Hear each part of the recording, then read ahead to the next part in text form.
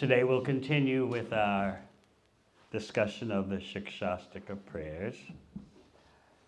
And we'll focus today on what the Acharyas point out is the eligibility for chanting Hare Krishna without offense.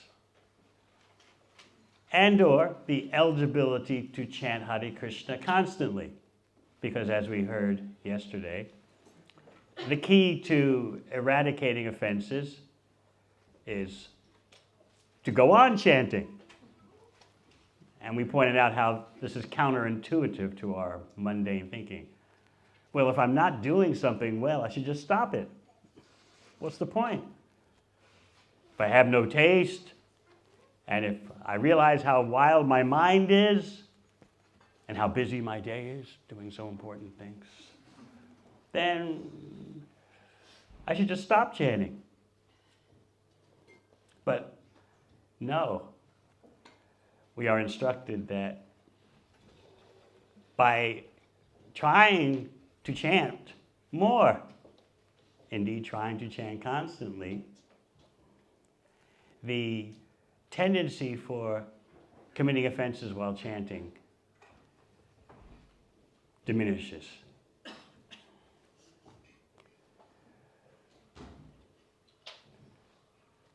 You might give the example that if you're not resonating with someone very well, is the solution to just cut all relations and stop communicating?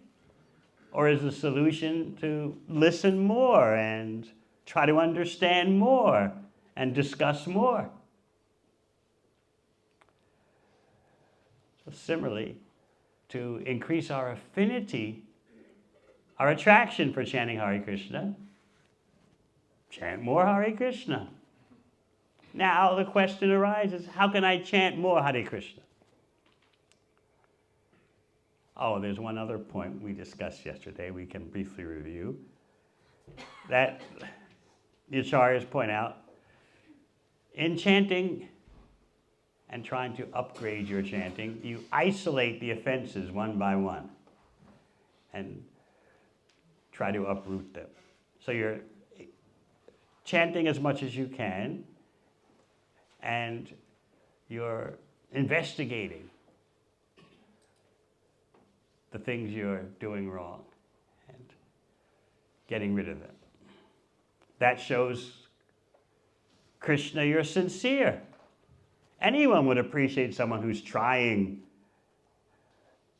to be caring, trying to be attentive, trying to be empathic. Anyone would appreciate that. So why do we think that Krishna is so ungrateful? Oh, he gives us this Maha Mantra and says, simply by chanting Hare Krishna, you get the byproduct of freedom from material existence, and you develop the main goal, which is ecstatic love of Krishna. But who can chant Hare Krishna properly? This is torture. I mean, look at my day and look at all the things I have to do, and really, how can anyone actually think that they can properly chant Hare Krishna? Oh, what's the use of this? But I'll still believe in Krishna, even though I stopped chanting. I'll still believe in Krishna. I'll still say Hari Bol when I see devotees.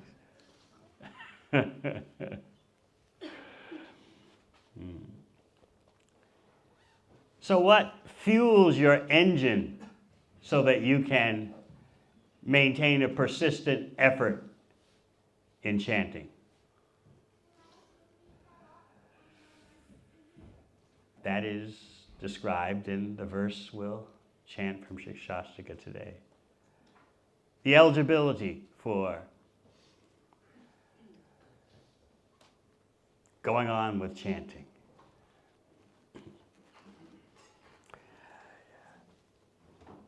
One last point is that when we spoke about yesterday's verse, Nam Namakari Bahuda Nijasarva Shaktis, how there are so many names, and in all those names, Krishna has invested himself fully, speaking particularly about the primary names. Krishna, Rama, Govinda, Nrsimha, Vasudeva.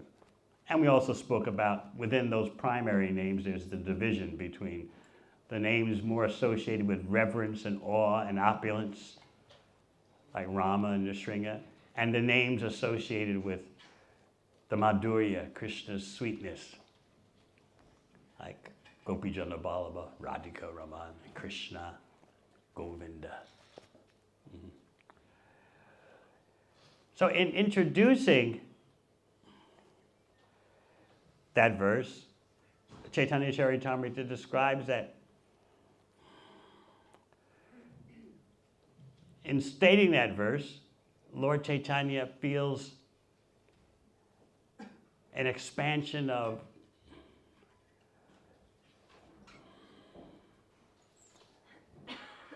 dispelling of unhappiness and lamentation. And actually, these same characteristics are said about Rupa Goswami's verse that we chanted some days ago. Tunde, Tundavati, Pratim, Vadanute. When I chant, I want millions of mouths, millions of ears. Lord Chaitanya asked Rupa Goswami when the second recitation of that verse came up. He said, chant that verse that dispels all unhappiness and lamentation. Those of you who have read Chaitanya Charitamrita, I wonder if you've ever thought about that. Well, why should this verse dispel all unhappiness and lamentation? I'm still unhappy and I'm still lamenting. But you're seeing the full potential. Whether you're accessing it or not, that potential is there. And we shouldn't just dismiss it. Oh, it's just Vaishnava rah-rah talk. Yeah, hearing this verse dispels all unhappiness and lamentation. Ki jai.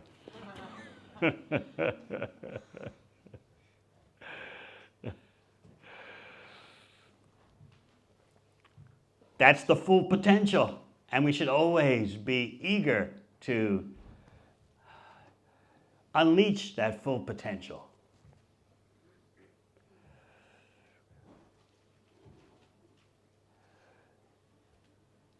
We need to know what that full potential is. Just like when you read Nectar of Devotion, you read accounts of devotees just doing something once, chanting once, or offering something to Krishna one time, and they're achieving ecstatic love. And you may wonder, well, wait a minute now. That's not how my life is going. But those verses, Srila Prabhupada points out, those references in Bhakti Rasamrita Sindhu, presented as Nectar Devotion, they're showing you the peak potential. It's not that it happens to everyone in every case, but the potential is there. And you can't dismiss that potential. Even though right now you may not be tapping into that full potential, the full potential is there. Perhaps an example could be given that in midsummer, even though it's a cloudy day, you're still instructed to wear a cap or cover your head, right? But you might say, well, the clouds are in the sky. I have no need to fear UV rays. But no. Scientists say that even though it's a cloudy day, you're still at risk. The full potential of the sun is not noticed by you ordinarily, but things are happening. So you better wear a hat and slap on some sunscreen. Unless you're brown enough.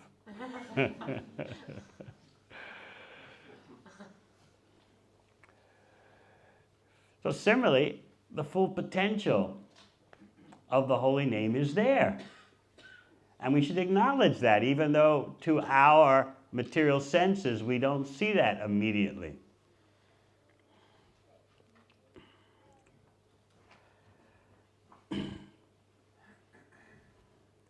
So let's go to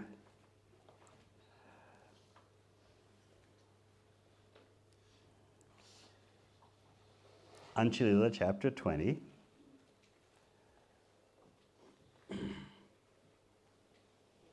Verse 21.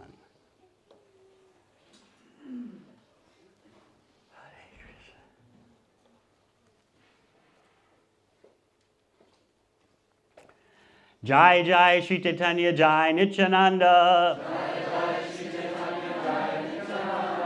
Jai Advaita Chandra Jai Gaur Bhakta Vrinda. Jai Jai Shri Chaitanya Jai Nityananda. Jai Advaita Chandra Jai Gaur Bhakta Vrinda. Jai Jai Shri Chaitanya Jai Nityananda. Jai Advaita Chandra Jai Gaur Bhakta Vrinda.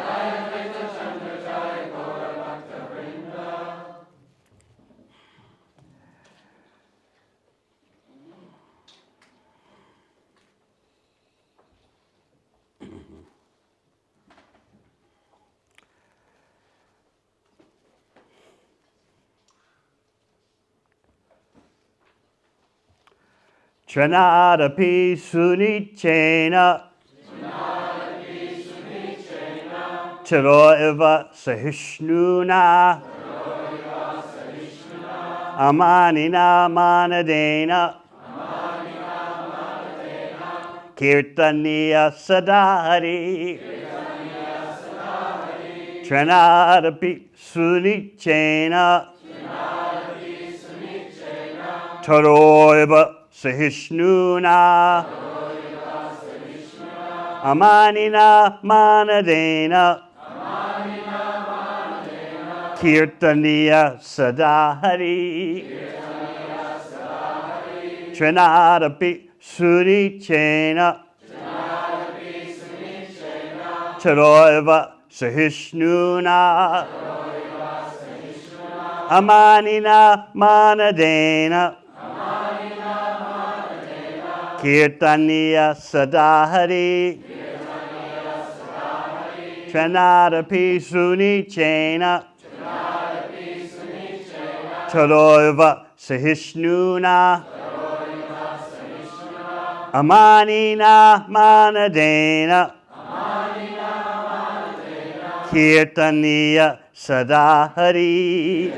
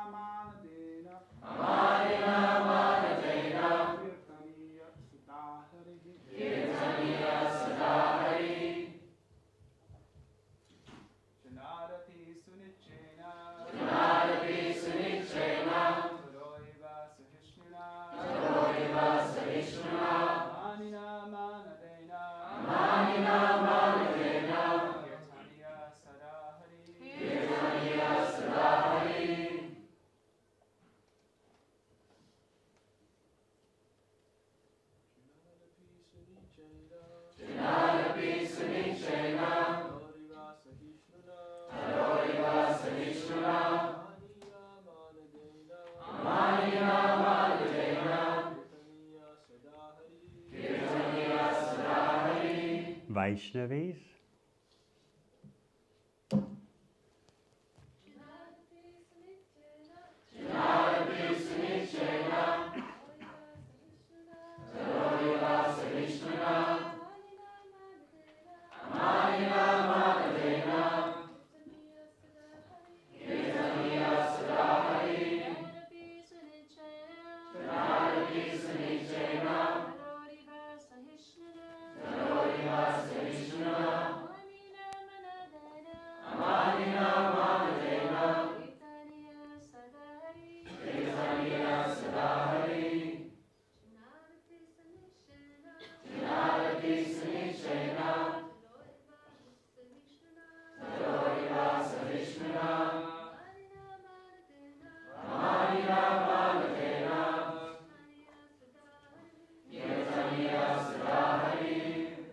Trinat api than downtrodden grass. Suni chena, being lower. Taro, than a tree. Iva, like.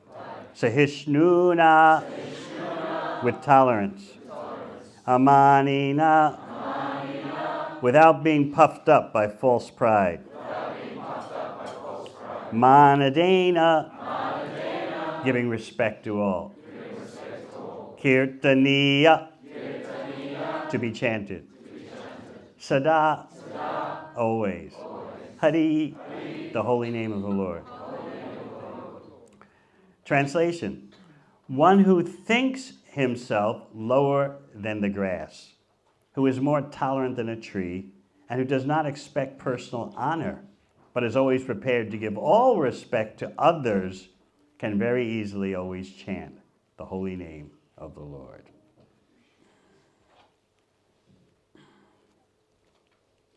Om Bhagana Chimadandasya Gyananjana Shalakaya Chakshurun Militang Yena Tasmai Shri Gurave Namaha. Jai Sri Krishna Chaitanya Prabhu Nityananda Shri Advaita Gadadhar Shivasati Gaur Bhaktavrinda. Hare Krishna Krishna Krishna Hare Hare Hare Rama Rama Rama Hare Hare. This verse in its recitation has come up in a discussion with Srup Damodar and Ramananda Roy. Lord Chaitanya is asking, hear from me the symptoms of how one should chant the Hare Krishna Mahamantra to awaken very easily one's dormant love for Krishna. Of course, we're thinking, easily? Very easily? This verse sounds very difficult, doesn't it?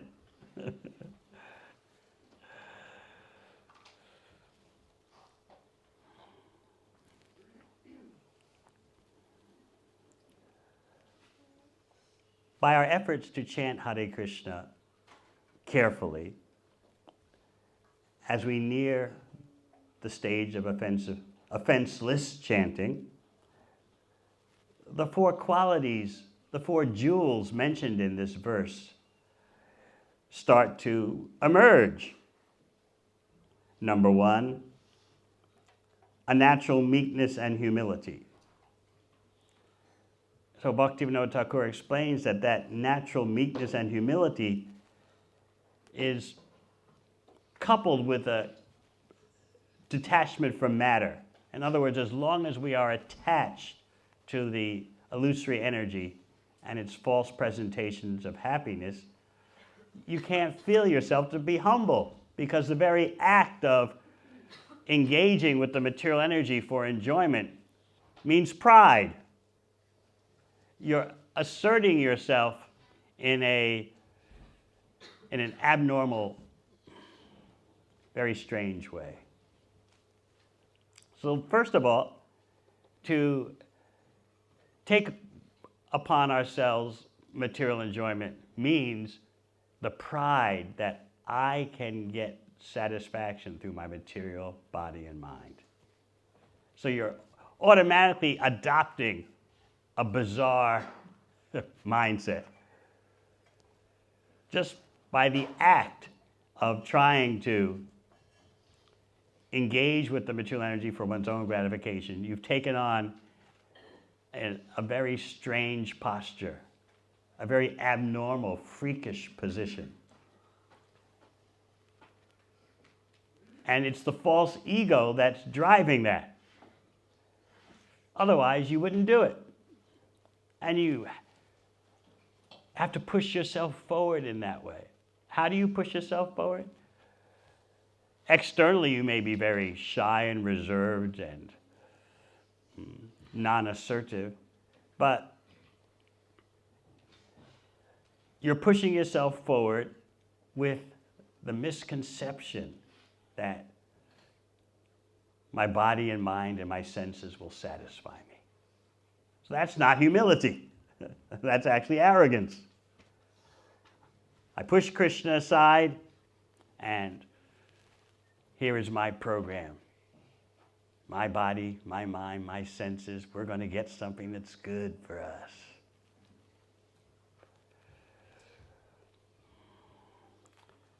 It's very important to understand that when we say humbler than a blade of grass,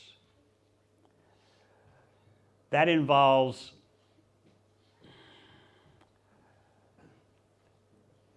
a true appraisal of our ego. The grass doesn't put itself forward,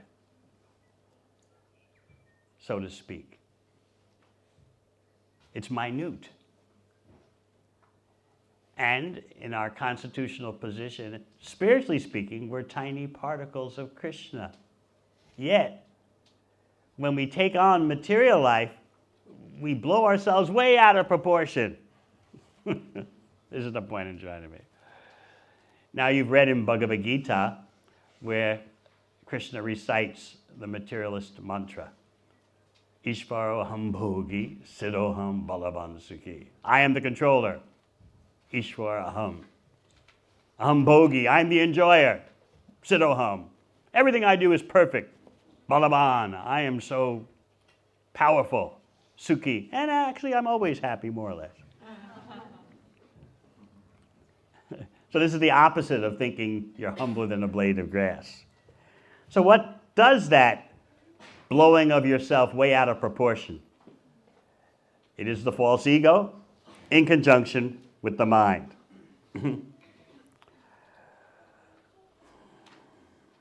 We don't get a true picture of ourselves. Our image of ourselves is not connected to our original spiritual status.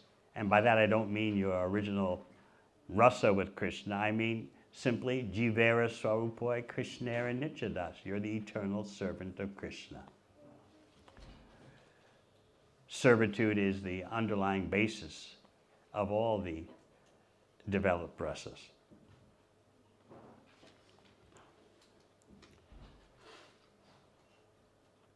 So Srila Bhaktivinoda Thakur says it's only natural that you become more humble than a blade of grass because that's what you are as a tiny particle of spiritual consciousness. Now, one fear that we have is that, okay, I'm a tiny spirit soul. That should mean that my spiritual enjoyment will be very tiny. Whereas if I artificially inflate myself for material indulgence and blow myself up way out of proportion, it looks like I'll have so much pleasure, so much fun. Whether you're a child, a teenager, or an adult, this blowing up way out of proportion goes up. And we falsely hallucinate. We imagine, of course hallucination is false, we concoct that there'll be significant amounts of happiness and fulfillment for me. Whereas in my spiritual practices, well, we're just tiny, minute parts and parcels of Krishna, so you can't expect so much. At least we don't know about that yet. It's probably there in the inaccessible, higher stages of bhakti. But for now, we've got to go with what we know, right? We've got to be practical.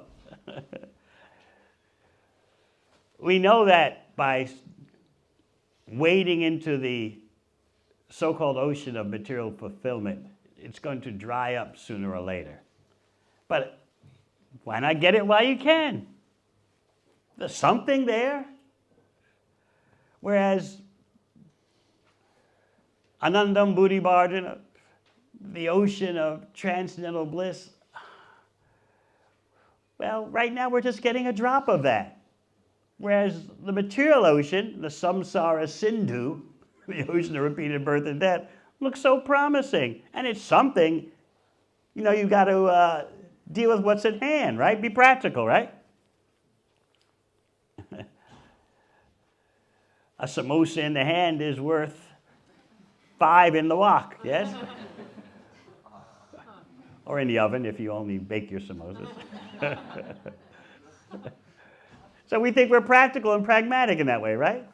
We're not Kamsa-like. We acknowledge the spiritual reality, but it's way up there. And we, with our physiology and psychology, have to make a suitable arrangement now. So in the back of our mind, we're thinking that spiritually we're so tiny, and that probably means that, at least for quite some time, our spiritual fulfillment will be very tiny. But in that first verse of Siksastakam, Lord Chaitanya explains, Anandam Buddhibardhanam, the ocean of the jiva's spiritual happiness is unlimited. And guess what expands that ocean of spiritual happiness? Even though the jiva, the part and parcel of Krishna, is so tiny, what expands the ocean of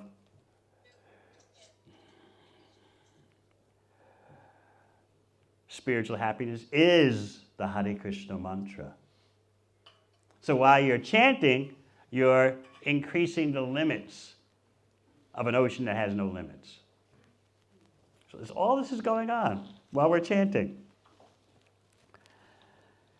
So humbler than a blade of grass means detachment from matter, no longer blowing yourself up. There's some kind of fish, that puffer fish or something, that blow themselves up. So you can see yourself doing that. In devotional service, your conception of yourself becomes real. And sometimes that frightens us, because engaging in devotional service requires a proper vision of our identity. And that can be sometimes painful for us. And therefore we think better not engage in devotional service, because too many problems within myself come to light. We're going to talk more about that, especially in relation to the leaders and the hesitation to take up any leading role in bhakti because of certain fears. Let's go on to more tolerant than a tree. Tueva Sahishuna. We generally think of this verse, I've noticed, in terms of how a tree tolerates abuse, all kinds of weather conditions, people carving their initials in it, even people cutting its limbs for wood. A tree tolerates. But actually, the acharyas present a more important reality to that verse. Yes, tolerance, but most importantly, tolerance while you're distributing. The main thing is the tree distributes, even to those who aim to cut it down. The tree offers shade and fruit and flowers and sap and bark and roots.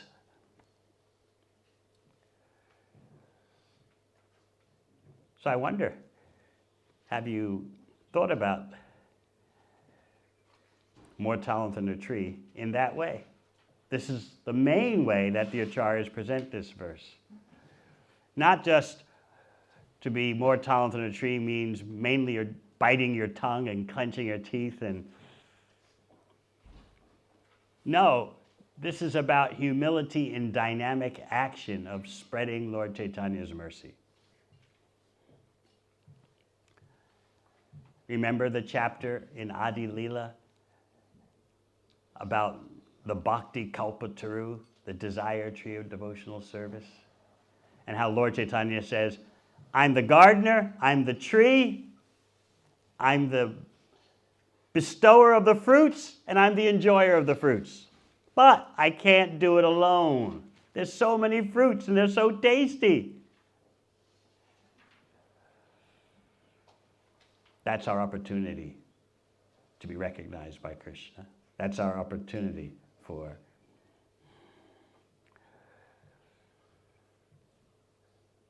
getting Krishna's attention.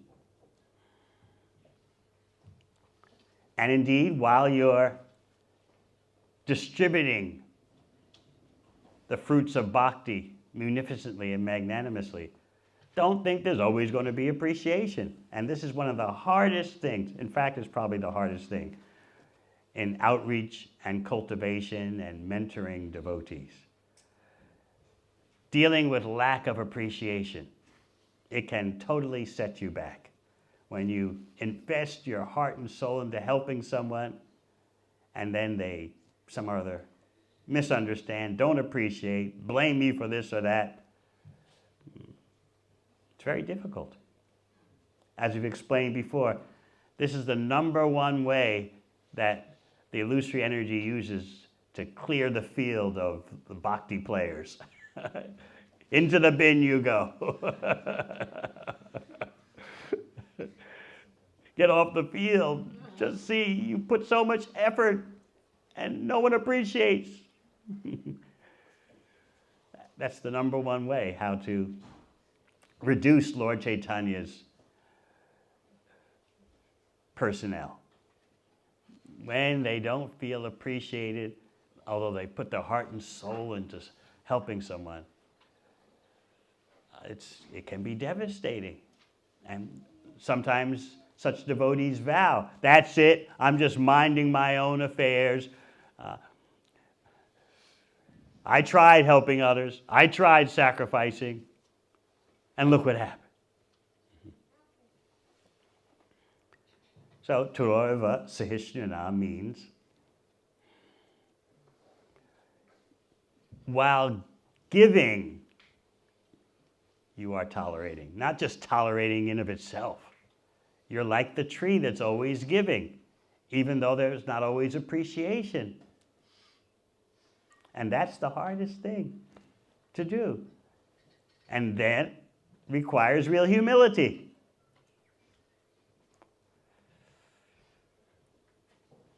To get some idea, you can think of parents who put all their energies into helping their child.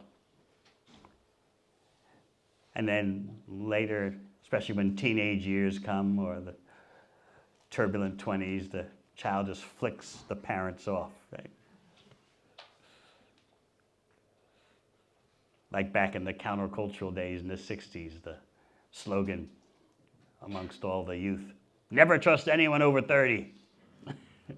And none of the youth realize that one day they're going to be over 30. So the parents were horrified, especially way back then when their kids graduate from university and then become Hare Krishna devotees. The parents are pulling their hair like, what did we do wrong? Where did we go wrong?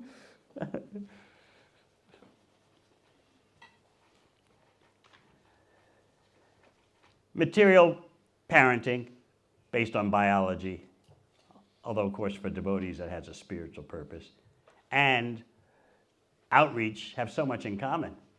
You're dealing with dependents, and they don't always appreciate.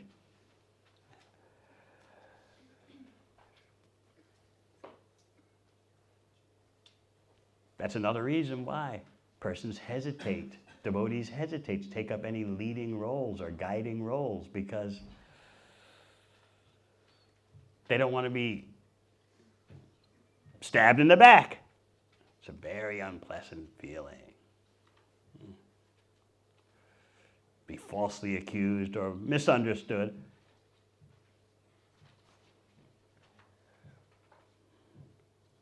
Of course, a devotee always thinks, I could always do something better. I could always serve Krishna better, but I was doing my best at the time, and yet someone's accusing, you did this, you didn't do that. I was just doing my best at the time. And so many, in this way, many devotees become wounded And they just say, that's it. I'm not taking up responsibility anymore.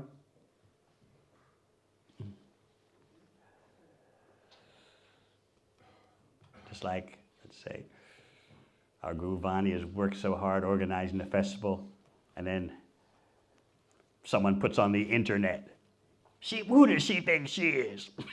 The Lord of the universe. How does she calculate the festival fees anyway?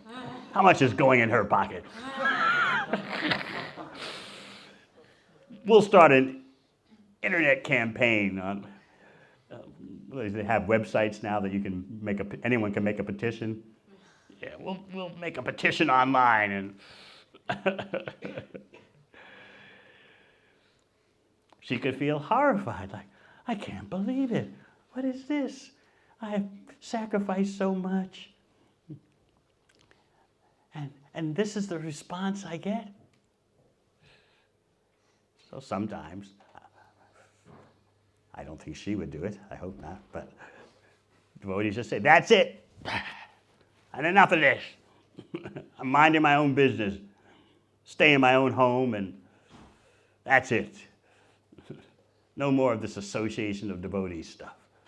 You give everything, they don't appreciate. It happens. So this is why Lord Chaitanya says, Tuadava Sahishnuna. You're giving, and it's not always that everyone's appreciating. Just like the materialistic so-called Brahmana who cursed Lord Chaitanya. This caste Brahmana, external Brahmana, was very angry he couldn't come and see the nighttime kirtans at Srivas Thakur's house because Lord Chaitanya's associates wouldn't allow persons of material demeanor into the kirtans. You had to have a certain level of advancement. So this Brahmana wanted to see as he saw it, the spectacle. But he couldn't get in. So the next time, during the day when he saw Chaitanya Mahaprabhu,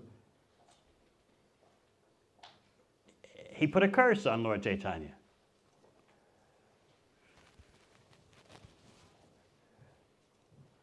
I curse you to never have any material happiness. And of course, what was Lord Chaitanya's reaction? Haribol!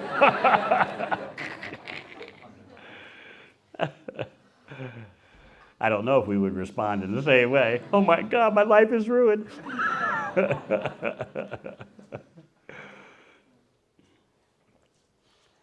So let's talk about leadership and the need to be like a tree. Think of Krishna in the forest in Vrindavan,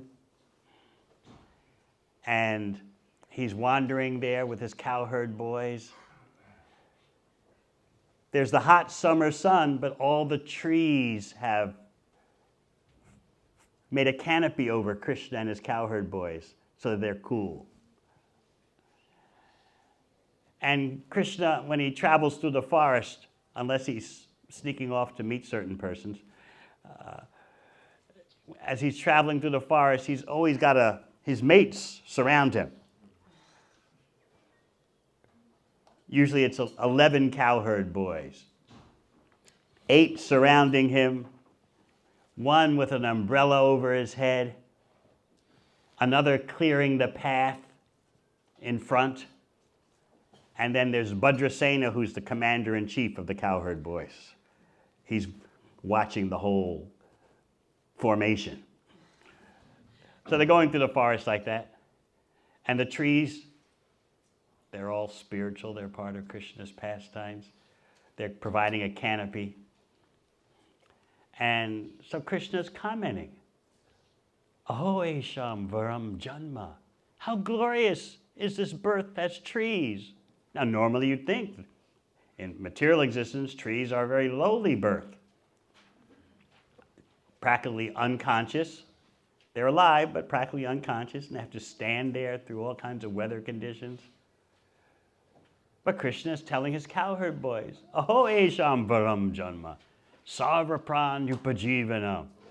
These trees are sustaining everyone. They're giving their life for everyone. Sujanasya yesham vaiva mukha yanti nartanaha.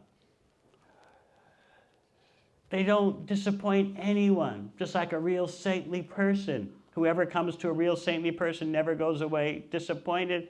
Similarly, whoever approaches a tree gets something: shade, fruits, flowers, sap, bark. How glorious these trees are. So Lord Chaitanya quotes this verse in discussing Bhakti Kalpataru, the desire tree of devotional service.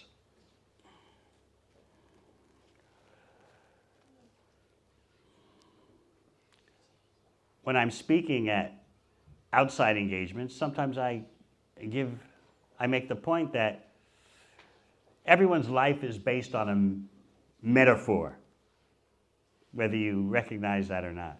So what metaphor do you choose, consciously or unconsciously? So in speaking to a general audience of non-practitioners, I point out, probably your life is like a race, especially if I'm speaking at universities. You're running a race, and you actually, whether you know it or not, seeing your whole life as a race. And you don't want to lose. Lose meaning you're so far back in the pack that's racing that you miss out on things. Or it could be that you see your life as a ladder. You have to climb the ladder to get to the top. So I point out to them the best way, and we can also see this because it's what Krishna is telling his cowherd boys, it's what Lord Chaitanya is speaking about in Bhakti Kalpataru. The best way to see your life is as a tree that's giving benefit to others. Whoever comes to you with a legitimate desire should not be disappointed. A legitimate desire means, I want to advance in bhakti. That's the legitimate desire. Not that someone comes to you for material fulfillment and you can't disappoint them. That's not what the verse means. A legitimate desire is the desire for spiritual progress. So you see your life with that metaphor. There has to be some way you're seeing your life. If someone asks you, how is your life? It's kind of a hard question to answer. Can you get a grip on your life? Well, what is that thing called my life? So therefore, metaphors are important. They give you a visualization of what actually is going on so that you can see for yourself what your life is based on. What's actually happening? I'm running a race. Why am I running the race? I'm climbing a ladder. Why am I climbing a ladder? What do I expect at the top? So then I point out, why not use the tree as the example for your life? The tree is always giving, even in spite of lack of appreciation, even in spite of bad treatment. So we're going to discuss leadership. Now, everyone would recognize the need for leaders, right?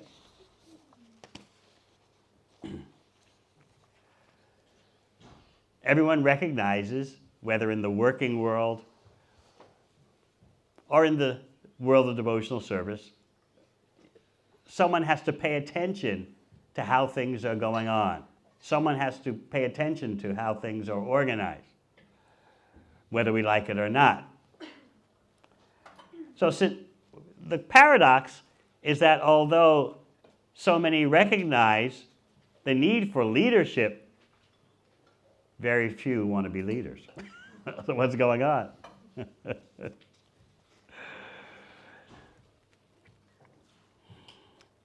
There's fear.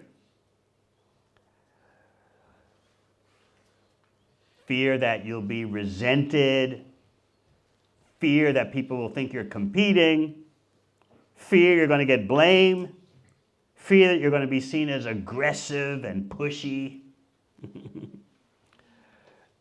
Those are some of the typical words that come up when you ask people, why don't you step forward and take responsibility in Krishna's service? The same syndrome goes on in the corporate world, but we're concerned here with devotees feeling inspired to take up some responsibility, so-called big or so-called small. Why don't they do it? You could say that devotees think, well, someone else will do it, don't worry. Someone else will do it. It's always someone else, someone else. Why not you? Oh, Trinadapi, Sunichena. I want to be humbler than a blade of grass. But that kind of humility is not what Lord Chaitanya is talking about. I'm so humble that I let everything deteriorate around me. We have this material conception of humility that you just walk around all day with your offering pranams. Yes, Prabhu.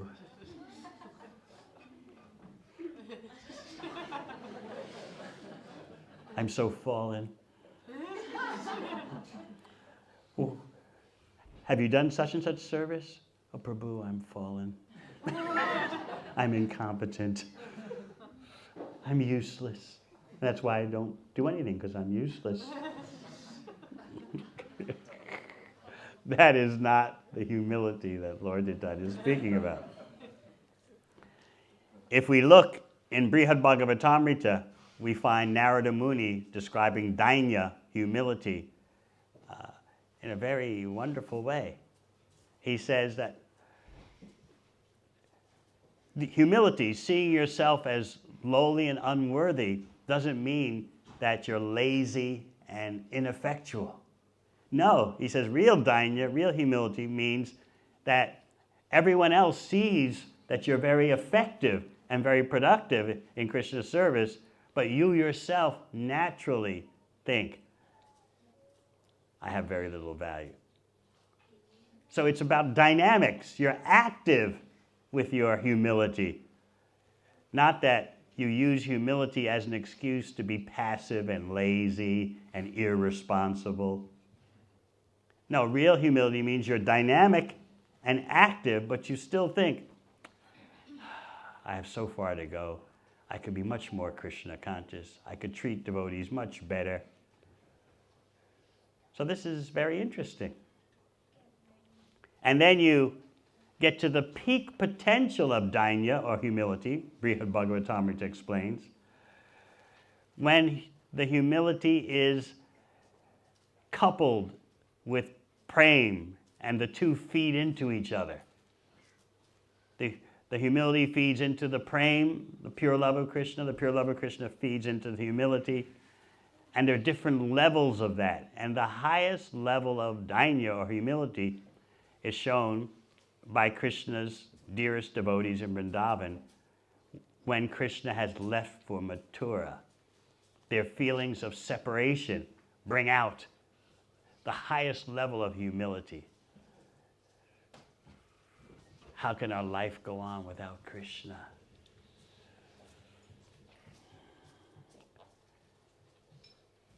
One interesting point about that Brihad Bhagavatamrita raises, as you learn about the different levels of bhakti, even starting with ado shraddha tatsadu, shraddha, faith, and then association with devotees, engaging in devotional service, developing a taste, attachment, on up to bhava, preliminary stage of ecstatic love for Krishna, and then prem. So there's always another level, another level, another level. Even in bhava, even in prem, there are different levels. So you might think, Brihad Bhagavatamrita says, when does it ever stop? There's always this level, then the next level, then the next level. When do you actually get what you need? But you see, Sanatana Goswami explains that the sequence of levels, in other words, should not be seen in an intimidating way. It's about the unfolding of ever-increasing variety. So when you think about it in that way, oh, okay. It's like you're wandering deeper and deeper into a wonderland. Something new is unfolded at every step. So even on the level of bhava or prem, they're levels of increased intensity. That means levels of the unfolding of more variety. So you can apply that understanding even to the beginning stages of bhakti, what to speak of the most advanced stages. You can look forward to your development in bhakti as encountering newer and newer levels of variety, newer and newer manifestations of variety. So this is what Mahaprabhu means in the first verse of Siksastakam. Anandam buddhibardhanam patipatam purnam vritasvadhanam. Step by step, the nectarian experience always increases. That means step by step, more and more spiritual varieties become known to you.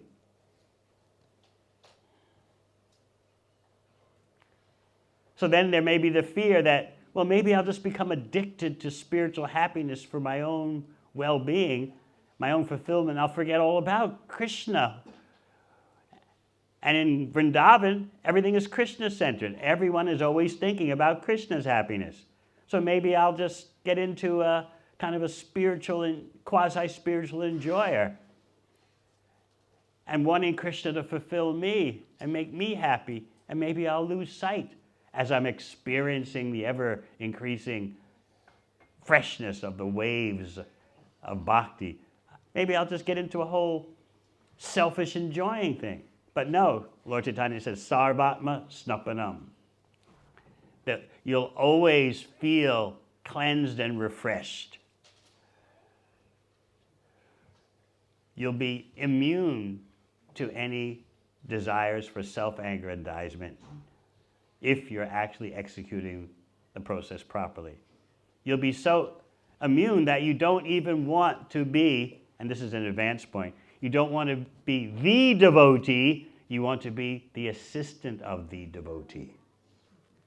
And some of you may know, you sing about that when you sing Tulsi prayers. You want to be the assistant of the devotee. That, Srila Bhaktisiddhanta Saraswati Thakur, is the clear indication of sarvatma snapanam. You're on the platform of serving Krishna for Krishna's pleasure. You don't have to fear that you're, like when the cowherd boys say to Krishna, we're hungry, Krishna, Balaram, you've killed so many demons, you're the strong of the strongest. We're attacked by the demon of hunger, it's lunchtime. What can you do about this? What are they actually thinking? Is it selfishness? Our bellies, we got to fill our bellies. Krishna, you're our order supplier. Bring the daily bread. No, they're thinking, it's lunchtime. Krishna and Balaram must be hungry. And the way we can get them to eat for their pleasure is if we say we are hungry. That's always going on in Vrindavan. So even when Krishna's dearmost devotees, the gopis, are saying, Krishna, you have to come back to us. You have to come back. We're dying without you. Is that selfish? No. They're thinking, Krishna, you have to come back because without us, your enjoyment is not complete. So that is Goloka Vrindavan. Everyone and everything is simply motivated to act for Krishna's pleasure 100%.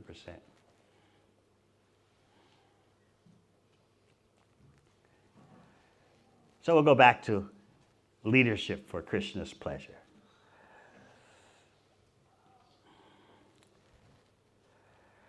You can see it happening all the time, that someone who's a devotee who's capable or has the possibility to become capable passes up an opportunity to guide a project, or they stay away from challenging situations, and they say, we'll just wait for things to happen. We'll see how things develop, Krishna's in charge. Krishna will take care. Yet at the same time, those devotees, those very devotees, will say that we need strong leadership. What's going on? Who's in charge here? Why is this not happening? Why is that not happening? Well, would you like to try to do something? Trinadapi, Nietzsche. It's not my nature, Prabhus. I don't have that kind of ego. Devotees who are attached to asserting themselves, they're the ones who become leaders.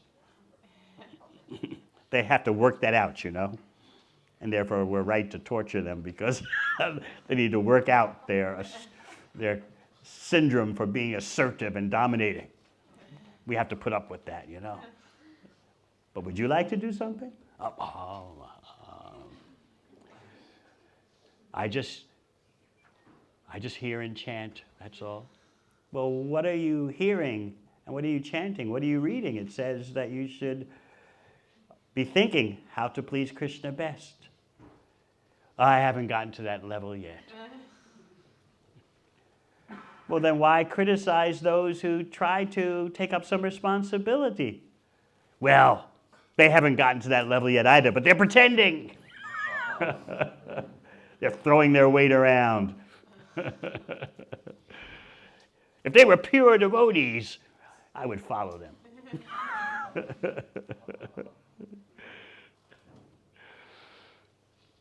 Reminds you of something Srila Prabhupada said, that because some devotees are writing to him complaining about leaders, not to say that every complaint about a leader is unjustified, but in any case, this time Prabhupada replied that in order for there to be good leaders, there have to be good followers. What's a leader without followers? So there's two sides of the coin. The responsibility of the leaders and the responsibility of the followers. Not that just the followers just kind of, well, you're the leader, you should be saying this and doing like that. Well, what about you guys? We're followers, we have no responsibility. We just watch the leaders, in the old pirate movies, the leader, they make people walk the plank, and jump into the ocean. And we just watch the leaders walk the plank and jump in the ocean, and that's our responsibility. They asserted themselves. Anyway, if Krishna likes them, Krishna will take care of them. No, leaders can't lead without followers, and both have responsibilities. So anyway, what are the risks that potential leaders, we're talking about in bhakti, same thing goes on in the corporate world, but we're talking about leadership amongst devotees. Why is there reluctance? Well, it's because risks are perceived. First of all, the interpersonal risk. If I become a leader, let's say we'll use Guru Vani as an example, convenient example, that she might be concerned her acting as being in charge of anything will hurt her relationships with her colleagues. And a devotee would naturally think, I don't want to risk losing a friendship. I don't want to hurt others' feelings because leaders have to make decisions. This has to be this way, it can't be that way. And then worse, persons can start disliking you. Who wants to be disliked? And then they start talking about you behind your back. Who does she think she is? So the fear of leadership harming impersonal relationships is very prevalent in the mundane realm and in the society of devotees. I don't want to lose my friends.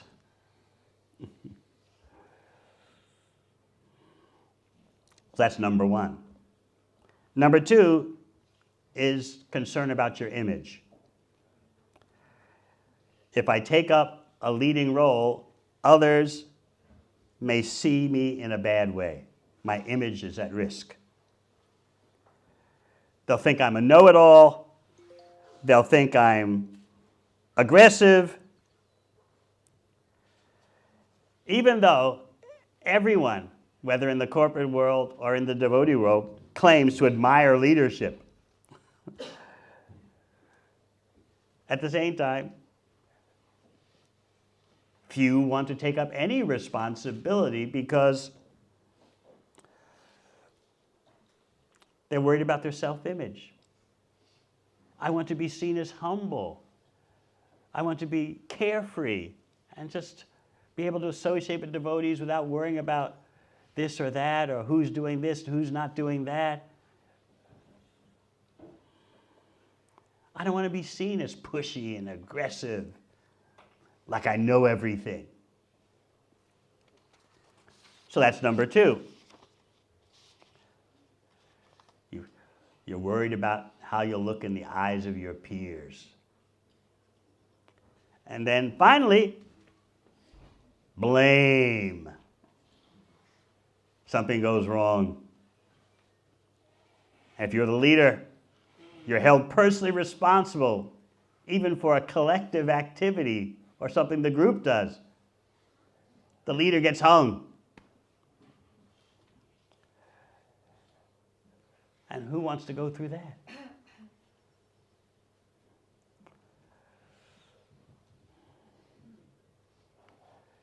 So how can we reduce these fears? Because whether it's someone in charge of ordering the boga, or someone who's in charge, general manager, or festival manager, or GBC, this, that, the other, we require leaders. We require a person to take up responsibility in all aspects, so-called big, so-called small. So what's the solution? So that we don't become ineffective and immobilized by this false humility. Why don't you take up responsibility for this aspect, that aspect? I don't have that dominating nature. I don't have that aggressiveness, you know. I'm just not a pushy person. But these things need to be done. Someone needs to see that this aspect, that aspect is going on nicely. I know, but, you know, Krishna will take care of it. Krishna's in charge.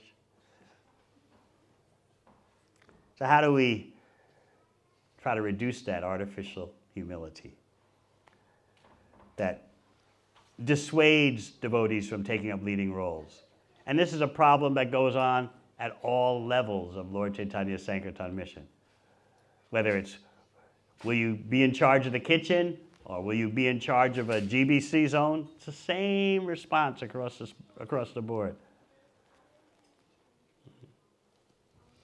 And these days, in the world of the internet, that adds to all the hesitation. I don't want to be interneted. Because someone, even in India it happens, not simply in the Wild West, but even in India, the disgruntled persons. They'll start an internet campaign against you. 20 years ago, you looked at me the wrong way. Now I'm starting a petition online.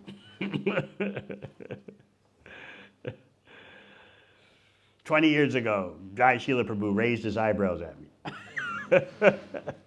This happens all the time. And so this is another reason why devotees, they don't want to take up responsibility. I don't want to be attacked, you know. There's always envious people out there. And I may have had good intentions, but not done something in the best way, although my intentions were sincere, and now I'm being obliterated because of that? Oh. And so, therefore, you have a complete leadership shortage in Lord Chaitanya's mission, because everyone is shy and humble. So what can we do to mitigate the risk? What can we do to reduce the risk of taking up leadership, whether it's running the kitchen, running the festival, running a GBC zone? First of all, anyone who's taken up any responsibility should always have support. They should feel that they're not left hanging. They should feel that those they're responsible to are caring for them and supporting them and not abandoning them when there's some tough situations, tough decisions to make. So that means when devotees will see that if I take up some responsibility, someone's always willing to go the extra mile to give me support, back me up, then devotees are more likely to take up responsibility. Otherwise, if they have this picture, this image, that you take up responsibility, you give your all in all, someone gets disgruntled, someone gets angry at you, and you're left hanging. Oh, no way. But if they're able to see that there's a system of support for those who are trying their best to take responsibility, then the risk of being left hanging high and dry, that becomes reduced. And then the other thing is conflict. Somehow or other, conflicts arise, especially in Kali Yuga, even among devotees. In fact, you can basically say when there's a team, there'll be some conflict, tiny or large, because you're dealing with a bunch of individuals. Prabhupada would always quote the Bengali proverb that if you have a bunch of kitchen pots on a cart, bullock pulled cart, and the cart's going along on the road in Mayapur, and you've got clay pots or metal pots, what do you think is going to be happening as the bullock cart proceeds? The pots are going to clang together and make some noise. So similarly, you put a bunch of individuals together, devotees or not, there's going to be a little noise. So you can't be intimidated by that. It's just a part of human nature, and devotees are human beings, and especially it's a part of Kali Yuga. So how to minimize all that? One main recommendation is make sure the conflict is not personal, about personality types. Make the conflict about, this is the best way to serve Krishna. No, that's the best way to serve Krishna.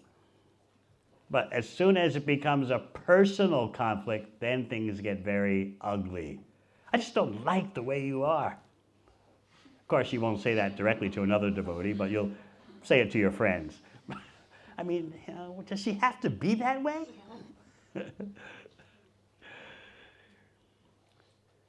So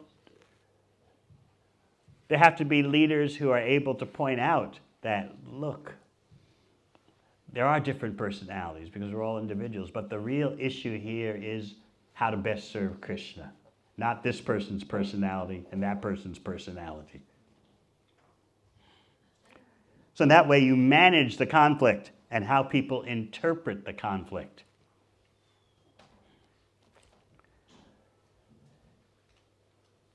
Just like now in the worldwide ISKCON, there's so many divergent visions of how best to serve Krishna.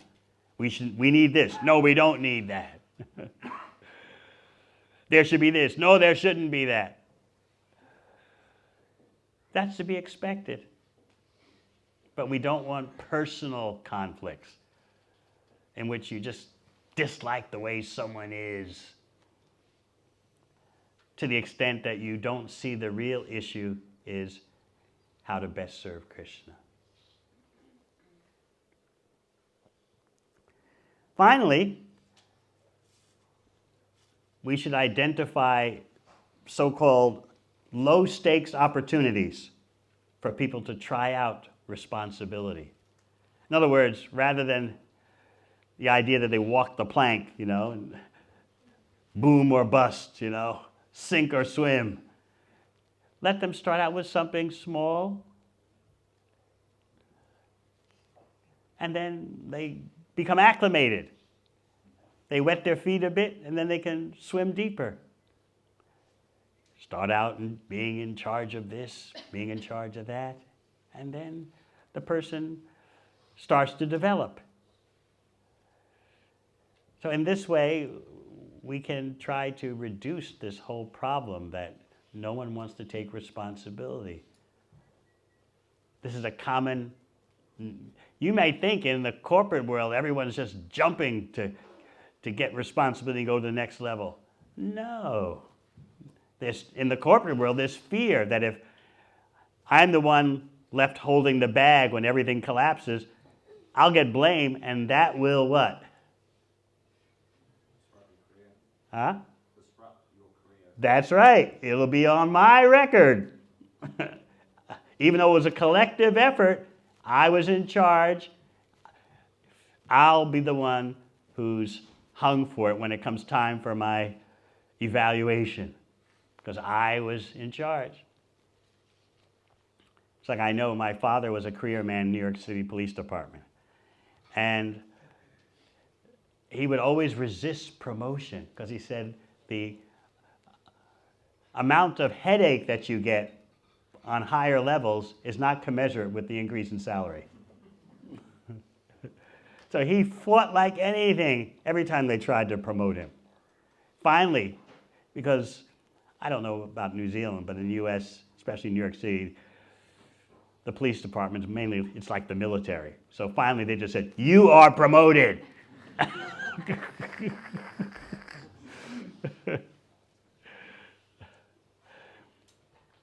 So then he maneuvered to being in what he called the Palace Guard, the Bureau of Internal Affairs, the part of the police department that doesn't patrol the streets or apprehend criminals.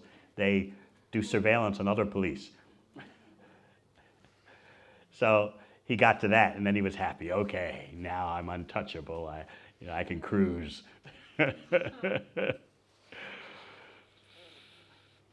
So that feeling that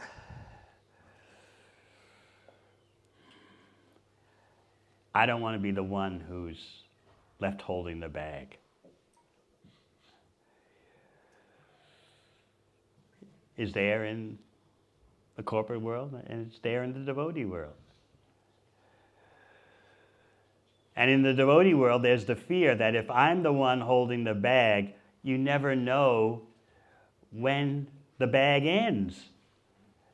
People will just say, "Well, you should be doing this, you should be doing that." On and on and on and on it goes. How do you draw the line?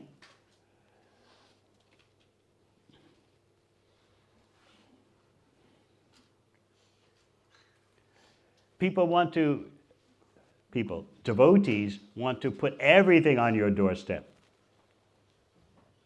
Like, Guruvani, why are those kids coming up in the middle of class and putting flowers there? Guru Maharaj, come on. I mean, they have parents. What do you want out of me? Then another parent will say, "Well, why should they be discouraged bringing flowers to Prabhupada?" And on it'll go. The next minute it's on the internet. Child abuse at Hare Krishna Festival in the presence of Devamrita Swami. That's what happens.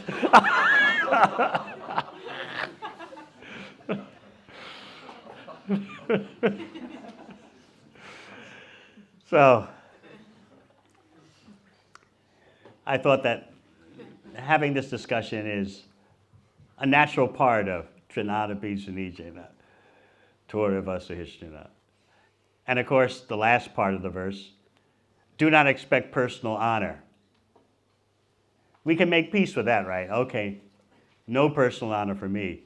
But then, what does that mean? None for anyone else also. That's a convenient solution.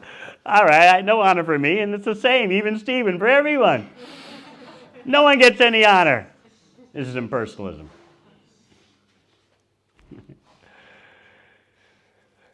No, we're recognizing that everyone is part of Krishna, and we appreciate everyone's service. Simultaneously, we consider ourselves to be not worthy. And that's inconceivable, it may seem. How do I ever get to that point? But by hearing about this, gradually the inconceivable becomes possible.